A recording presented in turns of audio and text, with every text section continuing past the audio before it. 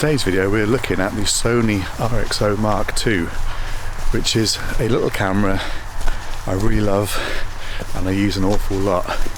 I used it a lot as a stills camera for a while, but I've now largely using my Google Pixel 8 Pro as a little stills camera because it's always on me. But the image quality in terms of video I found with the RXO II, because of the 1-inch sensor and the Zeus lens, is still really impressive and keeps me coming back to use it as a video device. Now, probably the biggest drawback of this device is the lack of any mechanical image stabilization.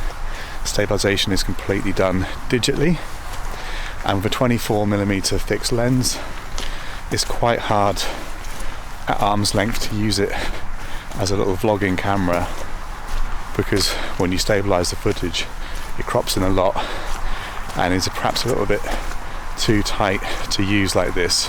What makes things worse is it's got a single autofocus only, so it hasn't got continual autofocus. So once the camera focuses, it is fixed. So you cannot extend really the length of the tripod that you're using to film yourself vlogging with, because the little built-in grip has a wired controller, so you press the focus button at the arm's length and then it obviously focuses on your face, and you keep walking and you hold the camera the same distance away from your face and happy days, you should be in focus. So if you press the record button, focus on your face, and extend your selfie stick further away, you're not going to be in perfect focus, even though you'll probably fit better in the frame. What I do love about this camera is that 1-inch sensor in the tiny little rugged body. So it's waterproof, crust-proof, sock-proof. You can just chuck it in your pocket and not have to worry about damaging the camera or any kind of weather conditions. So when I'm out hiking and stuff, I've always got this little camera on me, and I do think the image quality in 4K is really good and definitely worth using over, say, my Pixel 8 Pro or other little cameras with smaller sensors.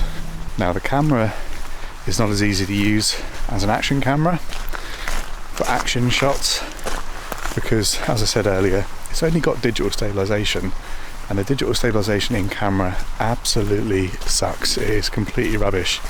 So if you use this with steady shot on and walk, talk, try and do any kind of filming, the stabilization is absolutely terrible. So to make it really work properly as a camera for any kind of moving shots, you've got to turn the stabilization off completely, and what the camera does is records the gyroscopic data of all the movement, and then on your PC at home you can stabilize that footage. Catalyst Browse is the Sony software. That also absolutely sucks. I find it's really slow, crashes all the time. You can only do one file at a time, so it adds a massive load of pain to your workflow. However, what's given me a new lease of life with the RXO for move-in shots is a piece of free software called Gyroflow. So it stabilizes footage using that gyroscopic data. You've got loads of control about how much to crop in, how smooth you want it to be, and the best thing of all, you can do stabilization in batches, and it's way quicker than Catalyst Browse. Another great thing, if you're running the studio version of DaVinci Resolve, you can just use the Gyroflow plugin directly within Resolve to stabilize footage directly on the timeline. So that has meant I can now use this RXO II as my main camera if I want to. I can just hike, have an adventure, and solely use this camera and get all of the kind of shots I would normally get. I don't need to take the Action 4 for those walking and stabilized shots. I can just use this little camera, and I do think that 1-inch sensor does give better quality than the Action 4 with its 1.3 sensor.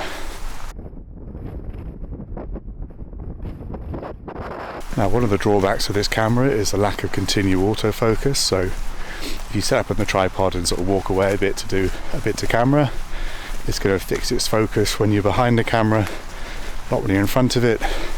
So you've got to try and point it at an object nearby where you want to stand, focus on that, and hopefully you'll be in focus, or try and set to infinity focus, and hopefully then if you're a certain distance away from the camera, everything will be in focus. However, the single autofocus, from my perspective, is actually something I find quite useful. So for a lot of my hiking videos, obviously I try and do walk past shots, try and capture landscape with me walking through it to give a sense of scale and stuff. Now my full frame Sony A7C Mark II will not let you fix focus unless you focus manually. So what happens then is when I walk past the camera, the lens will try and refocus on me, and I get a lot of focus breathing and focus shift as it's trying to focus on me as I walk through the scene. So not in every time, but a lot of times to be annoying. Whereas with this little camera, I set up on the ground, fix a focus, and I can walk past and do whatever I want, and it's not going to try and refocus. So yeah, I could focus the camera manually, but it's not always easy with modern lenses where they're not really built for manual focusing. So I think you absolutely can use this as a kind of do-it-all little hiking camera. It's definitely rugged enough. The quality is definitely good enough in most lighting conditions. One issue with this little camera is the battery life is absolutely tragic. So you need to have lots of batteries on you, although they are tiny and don't weigh anything. But the aftermarket ones are noticeably a lot worse than the original Sony ones. But you can still find the original Sony ones on eBay for about 20 quid a battery, and you can buy aftermarket ones off AliExpress and eBay as well. So I think you absolutely can use this now as your main little filming camera, but you are going to be making quite a few sacrifices. You are going to stabilize a lot of your footage in post. Obviously for walking and static shots, just use a tripod and the image quality is superb. When you do stabilize the footage, you do crop it in quite significantly, but then all action cameras do the same, and all action cameras are cropping in normally on a smaller sensor. So what lets us Sony down in terms of making it really easy to use is the algorithms within the camera to stabilize the footage on the fly are just absolutely useless compared to the ones you'll find in GoPro or DJI. But Gyroflow will happily stabilize the footage really, really well and give you lots of control. And if you can embed the plugin within DaVinci Resolve like I have, it does make things an awful lot easier. Like a lot of its more interesting lines, Sony has completely abandoned the RXO range. So the Mark I, Mark II doesn't look like there's ever going to be a Mark III. But it's a real shame because there's so much potential for this camera. If you gave it maybe a 20mm lens, f2.8, improved the algorithms of stabilization, improved the sensor speed, so maybe do 4K 120 at this little camera, I think it's still got a place because it is a really good little camera. I think it does have a place for a lot of people who want to make short adventure films, because I just think the image quality is that bit better than you get from even the newest GoPros and DJIs. The 1-inch sensor, the fact it can focus properly, just gives it a bit of difference from the footage you normally see on most YouTube channels where they're shooting off of the same devices. So for me, on my longer hikes, I will normally take this camera over my full frame camera just because of the size, of the convenience, and as long as lighting conditions are reasonably good, the image quality definitely stands up against my full frame camera. And obviously if there's any kind of chance of bad weather, this little camera is going to take any bad weather you can throw at it, and you can just chuck it in your pocket as you hike with no worries. I've now edited all the videos up to this point, and it's just reminded me, and perhaps impressed me even more, of just how good this little camera is. The amount of really nice shots I've got with it, and video that I'm really, really pleased with.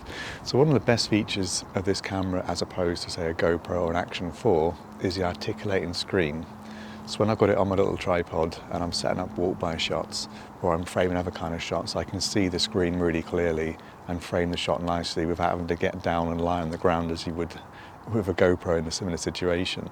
So I do really appreciate that feature, and the quality of the video that I've been shown throughout. I don't know about you, but I've been really, really impressed with it. So of course this isn't the only 1-inch sensor action type camera available. There is a Insta360 1-inch model, but that's now out of production as well and is still fairly pricey if you want to find one. The other camera that's kind of equivalent without the ruggedness is the Pocket 3. So the Pocket 3 from DJI is going to be much better. It's got a built-in gimbal to stabilize footage. That helps the sensor out a lot. It's more modern, it's got higher frame rates, it's got loads and loads of advantages. The only thing it's not got is that rugged, waterproof, shockproof build of the RXO II. So the RXO II does serve a different purpose to the Pocket 3. I considered getting a Pocket 3. I considered chopping the RXO in for one. But I've always stuck with the RXO just because I think for the kind of footage I do and the kind of shooting I do, I need the ruggedness of this device. I need the waterproof and I need it to be really easy to look at when I'm out and about on long hikes. As you'll also see from the video up to this point, Gyroflow stabilization really is an absolute game changer for this little camera. It does make it just so much more usable, and the stabilization is really effective through the app. Just the one button I hit. I don't really fiddle with any of the settings, but you can obviously fiddle with them to balance the horizon and things like that. It is just an absolutely amazing bit of free software and completely transforms this into a really usable and action camera. Now I know Sony don't make this camera anymore, but the used prices on it are dropping. You look to pay between £220 and sort of £350, depending on condition, what accessories it's got, and also just the luck of the draw when the auction ends on eBay, how many people are watching, that kind of stuff. So they are definitely dropping in price, and they do make a good used purchase now versus the new price of about £700. So my final thoughts on the RXO II is I do absolutely love it, and I hope it continues to serve me for a long time going forward. It is much better footage than the Pixel 8 Pro, especially if the lighting is anything less than perfect. And it is much better footage than I get from my Action 4 as well. So if I really want to improve on the footage of this camera, I need to step up to a APS-C, Micro Four Thirds or a full frame camera, in my opinion. So if you understand the quirks and the limitations of this camera, but the kind of shooting you do suits this camera, then I cannot recommend it highly enough. It is a fabulous little device, and I absolutely love using it. And I'm going to hopefully continue to use it. My only worry is that it'll break at some point and just fail like a lot of technology, and obviously without any kind of replacement on the line from Sony, I've got no idea what I'd ever replace it with. So Sony, if you're watching, you've got plenty of mirrorless cameras. The upgrades you're making to those cameras aren't really doing a great deal because we've got technology so good now. So why don't you make a Mark III of this camera, put some improvements in it, put a faster sensor in there, make it do 4K 120, make it a 20mm 2.8, so the stabilization is not going to crop in so much. And come on, just make it, because if this one breaks for me, I don't know what I'm going to do. So if you are someone who does a bit of outdoor photography and filming, and you're interested in this camera, I hope this video has been a bit of help to you. Yes, it's no longer made. Yes, it's quite hard to come by and still holds its value pretty well. But if you can find one, do grab it. It is a fabulous little camera. A huge thanks for watching, and hopefully I'll catch you in the next one.